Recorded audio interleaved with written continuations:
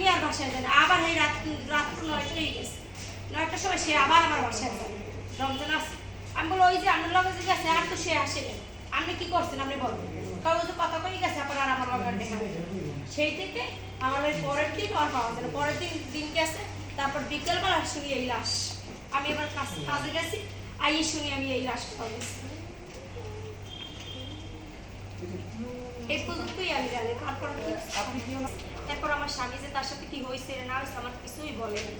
আর সেও আসছে আমার বাসায় বিচারও দেয় নাই যে এই করছে ওই করছে, সে আসে সুন্দর মতো ডাকি দিয়েছে। আর সে ডাক দিয়েছে তো আমার স্বামী সুন্দর মতো লাগে গেছে।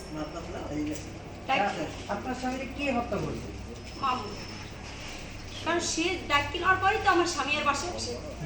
ডাকি কেন হইলে আমার স্বামী ডাকি নেওয়ার পর আমার স্বামী আমার বাসায় আসে, তারপর সে আবার 9টা বাজে আমার বাসায় যায়, বলে রমজান আসছে। আমি আপনি তো ডাকি নিলেন, এরপর তার বাসায় আয় নাই সারাদিনে আর আসি না। আমি কি তাহলে আসতে আশেপাশে আসবে নাই, রাত্র 9টা বাজে গেছে, এই সময় আমার বাসায় আসে না।